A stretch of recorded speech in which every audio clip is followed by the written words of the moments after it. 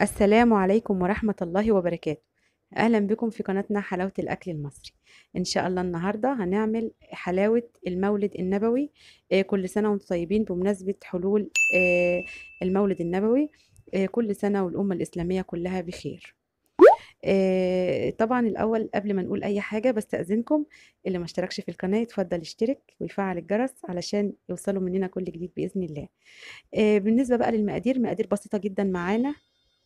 معانا حوالي كوبايتين من الفول السوداني اللي متقشر ومتحمص، وكمان كوبايتين من السمسم بردك متحمص، وكوبايتين من الحمص، ومعانا 3 كوبايات من السكر، ومعانا كمان كوباية مية، ومعانا معلقتين من عسل الكلوكوز، ومعانا معلقتين من عصير الليمون، وكمان نص معلقة من الكربوناتو، نص معلقة صغيرة من الكربوناتو، ونص معلقة صغيرة من الملح، ومعانا معلقة صغيرة من الفانيليا. مقاديرنا سهلة جدا ومفيهاش أي حاجة خالص، بسيطة جدا. طبعا بقى نشوف الطريقة، طريقتنا برضك هتبقى بإذن الله سهلة. أول حاجة إن شاء الله نعملها، هنبدأ نعمل السيرب أو الشربات بتاع الحلاوة، وده سهل جدا. بنجيب حلة كده وبنبدأ ننزل بالسكر. ال3 كوبايات سكر دولا عليهم كوباية واحدة من المية بس، معانا كمان كوباية مية اهيت. وهبدأ دلوقتي أقلبهم كويس مع بعض لحد ما يعني يبدأ السكر يدوب شوية. اهم حاجة وانا بقلبها ما اخليش في سكر في الجنوب كده، بحاول ان انا انزله من الجنوب، يعني علشان خاطر ما يسكرش معايا ويبوظ الشربات بتاعنا. وهبدأ احطه دلوقتي على النار لحد ما يبدأ يغلي شوية كده صغيرين. هو كده خلاص غلى اهوت. هبدأ دلوقتي انزل بالمعلقتين الكبار من عصير الليمون، وكمان نص معلقة صغيرة من الملح، وكمان معلقة صغيرة من الفانيليا. وهسيب بقى الشربات يستوي مع بعضه كده لحد ما يبدأ يتقل، وبعدين هنشوف احنا هنعمل ايه تاني. انا بقلبه من وقت للتاني كده بسيط، يعني مش بقلب فيه كتير، وبتابعه. وطبعا ده على نار هادية جدا. بدأ الشربات دلوقتي يتقل معايا هون ما شاء الله. هبدأ بقى دلوقتي انزل بالمعلقتين الكبار من عسل الكلوكوز. ده مهم برضك، مهم جدا. ده العسل اللي انا بستخدمه جميل جدا ما شاء الله. هحط منه معلقتين، انا حطيت معلقة ولسه في معلقة هحطها دلوقتي في على الشربات.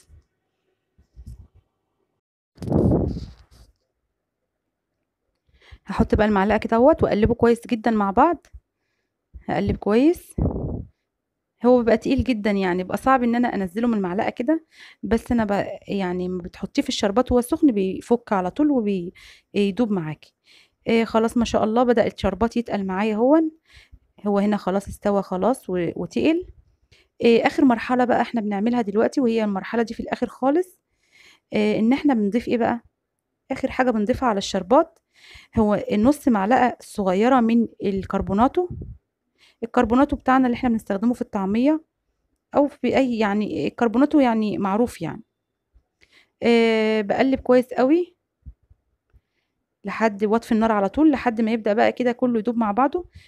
يعني انا ما بسيبش بقى النار ولا عليه خلاص. خلاص هو كده الشربات بقى جاهز معايا. الخطوة بقى اللي هنعملها بعد كده ان انا بجيب طاسة على النار واسخنها، وبعدين انزل فيها بالحمص كده، وابدا دلوقتي ان انا اسخنه. بس هو متحمص وكل حاجه، بس انا عشان اديله بس تسخينه بسيطه كده بقلبه كده من غير ماده دهنيه ومن غير اي حاجه خالص. هو يعني يا دوبك الطاسه بتبقى سخنه بس. معايا بقى دلوقتي بوله.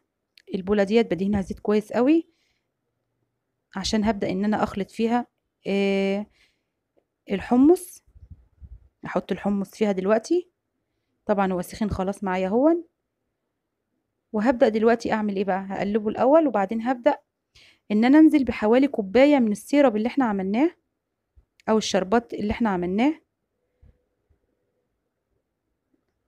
هنزل بهم كده على الحمص. دي حوالي كوبايه، انا معايا قلنا 3 كوبايات سكر عليهم كوبايه ميه، هيعملوا لي يعني المقدار ده هيكفي ان شاء الله.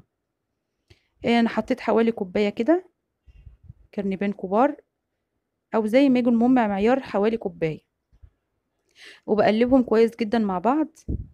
بس طبعا ده كله على السريع، يعني ما بطولش كتير، لاني بيبدأ يجمد معايا ويشد معايا، فما بعرفش بعد كده ان انا اتحكم فيه. معايا طبعا صينيه ألمونيا، ما ينفعش الا صينيه ألمونيا. ما ينفعش اي نوع صواني تاني خالص، بالذات موضوع الحلاوه ديت، الحلاوه المولد دي بالذات بتحتاج الصينيه الألمونيا، عشان اي حاجه تانية مش هتستحمل السخونه بتاعتها. دلوقتي بعد ما دهنت الصينيه كويس، هفرد بقى الحمص دلوقتي. طبعا الخطوه ديت محتاجه منك سرعه، بس خلي بالك لان درجه حرارته بتبقى مرتفعه جدا. بسرعه بقى بفرد الحمص كده في الصينيه، لان يعني بيبدا يبرد بسرعه معايا ويبدا يشد، ما اقدرش اتحكم فيه بعد كده. فانا بحاول ان انا يعني ايدي تبقى سريعه في الفرد. وكمان المعلقه اللي انا ماسكاها في ايديا دي بدهنها بردك زيت، علشان تسهل عليا عمليه الفرد. والصينيه زي ما احنا عارفين احنا دهناها بردك زيت. وكل ما احس ان يعني المعلقه بدات تلزق مني وما اقدرش ان انا اتحكم فيها، بدهنها زيت تاني، وببدا افرد بالشكل اللي احنا شايفينه ده. بس خلي بالك علشان قلنا درجه حرارته بتبقى مرتفعه جدا يعني. خلاص انا كده بدات ان انا اسويه خلاص اهوت. وخلاص انا حسيت ان ايدي يعني تقدر تستحمل الحراره بتاعه الحمص، فبدات ان انا افرده بايديا كمان، يعني عشان يبقى احسن كمان، واديله يعني احاول اضغط عليه كويس. ما شاء الله طريقته سهله جدا، بس زي ما احنا قلنا الخطوه دي بالذات محتاجه سرعه منك علشان تقدري تتحكمي فيه. خلاص كده احنا خلصنا هنا الحمص. هنبدأ دلوقتي نعمل ايه الخطوات التانية في نفس المقادير. نفس الخطوات مع المقادير التانية، اللي هي الفول بردك هنجيبه ونسخنه في طاسة كده بردك. نفس الطاسة اللي انا شغالة فيها هي نفسها، بسخن فيها الفول بردك. طبعا الفول متحمص ومتقشر. وبردك جبت نفس البولة دهنتها زيت وحطيت الفول في قلبها، الفول السوداني. وبردك حوالي كوباية من السيرب او من الشربات هحطها على الفول، وهبدأ اقلب بردك بسرعة. اهم حاجة احنا قلنا السرعة في الحتة دي، لاني بتبص تلاقي اللي يعني الفول شد منك وما تقدريش تتحكمي فيه خالص. خلاص كده ما شاء الله خد كمية كويسة من الشربات. هكون بردك معايا نفس الصينية ومدهونة زيت بردك،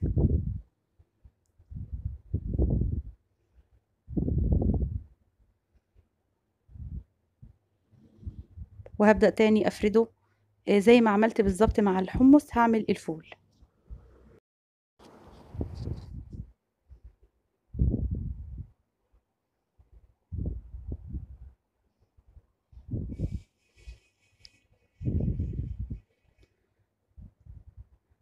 هفرد بردك في الصينية كده، واحاول بردك ان تبقى ايدي سريعة في الفرد بالذات علشان اقدر اتحكم فيه. والتاني مرة بقول لحضرتك خلي بالك لان درجة الحرارة بتبقى مرتفعة جدا. وبتبقى يعني بجد مفيش حد يقدر يستحمل ديت، يعني لا قدر الله اعوذ بالله يعني. لو ايدك اتحطت عليها ممكن يعني تتعرض للحرق، فخلي بالك كويس قوي.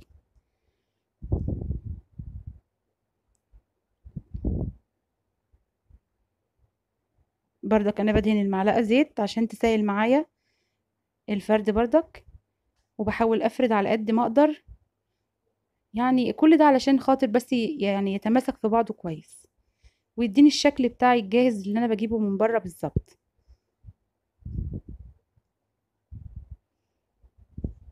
انت عامله حاجه جميله على ايديكي وحاجه نظيفه، يعني بجد بجد يعني بتطلع والله جميله جدا يعني. برضك هفرد بايديا كده زي ما احنا شايفين، لاني انا بصراحه ما بقدرش اتحكم بالمعلقه كويس قوي، فانا بحاول ان انا افرد بايديا اكتر علشان اضغط على الفول كويس جدا ويبقى قطعه واحده متماسك كله مع بعضه. خلاص كده طبعا هبدأ بقى ان انا اقطع قبل ما يعني يبرد، يعني ما استناش عليه يبرد، لان لو هو برد مني هاجي اقطعه هيتكسر مني ويتفرفت ومش هعرف اتحكم فيه. فهو طري كده لسه يعني دافي كده بسيط، ان انا اقدر ايدي تمسكه، ببدأ ان انا اقطعه بالشكل ده. اي تقطيع انت بقى تحبيه خالص. شوفي بقى التقطيع ده على مزاجك انت، بس انا بحاول ان انا اخليه يعني مقارب للشكل اللي احنا بنشتريه جاهز من بره بالظبط.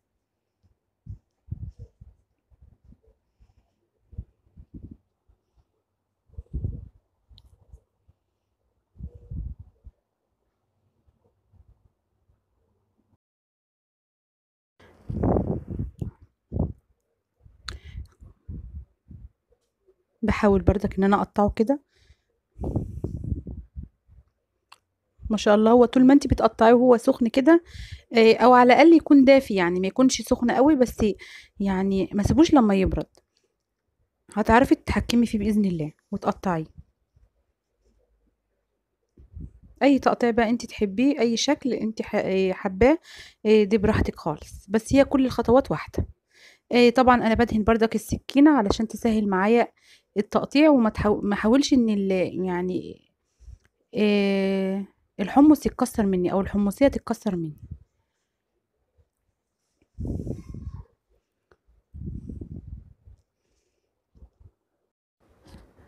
هقطع بردك الفول السوداني او الفوليه، هقطعها بنفس الطريقه بردك. انا ما اشتغلش في بقيه حلاوه المولد، اللي هي بقى لسه قدامنا السمسم طبعا. لاني حسيت ان ده هيبرد مني ومش هقدر ان انا الحقه بسرعه واقدر اقطعه. فقلت لا، اقطعه الاول واجهزه، وبعد كده اشتغل في بقيه المكونات، علشان هو بيبرد بسرعه وكمان بيجمد بسرعه. خلاص كده انا قطعت كمان الفوليه هي او الفول السوداني، وبقى جاهز معايا. هبدأ بقى ان انا يعني افكه كده من الصينية. ما شاء الله بيطلع بسهولة جدا، لاني انا دهنت الصينية زيت، وده سهل عليا موضوع ان انا اطلعه بسهولة. ما شاء الله. او زي ما انتوا شايفين كده بيطلع على طول يعني، بس خلي بالك عشان ما يتكسرش منك. اهم حاجة تكوني مقطعاه كويس جدا وعدتي على التقطيع كتير يعني، علشان لما تيجي تطلعي القطعة تطلع بحالها كده ما تتكسرش منك.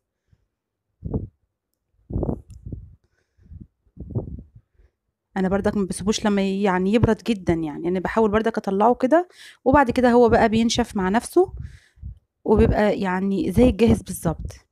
دلوقتي الخطوة بقى التالتة او الاخيرة، هي ان انا هبدأ ان انا اعمل كمان السمسم. السمسم معايا متحمص، لكن برضك بسخنه في طاسة برضك نفس الطاسة، ونفس الخطوات اللي انا عملتها مع الفول وعملتها مع الحمص هي نفسها اللي هعملها مع السمسم. هقلب بسرعة، وبعد كده هبدأ ان انا افرده تاني في الصينية زي ما احنا قلنا نفس الخطوات، بس بأكد عليه على حضراتكم ان لازم الصينية تكون مدهونة زيت، عشان اما اجي اقطعه واشيل القطعة ما تبقاش لازقة في الصينية وتعذبني وكمان تتكسر مني، ويبقى كده يعني تبوظ مني على طول. طبعا انا فردت السمسم كده في قلب الصينية، بحاول ان انا افرده خلاص، وقطعته كمان وسويت طبعا الاطرف وقطعته. ما شاء الله اداني الشكل الجميل ده. خلاص احنا كده عملنا السمسمية وعملنا كمان الحمصية وعملنا الفولية، عملناهم بطريقة سهلة جدا. وما شاء الله يعني حاجة جميلة جدا انت عملتها على ايدك في البيت. يا رب النهاردة يكون الفيديو بتاعي عجبكم، وصفتي تكون سهلة، واتمنى ان انتوا تجربوها وتردوا عليا في التعليقات وتقولوا رأيكم ايه. واترككم في رعاية الله وامنه، والسلام عليكم ورحمة الله وبركاته.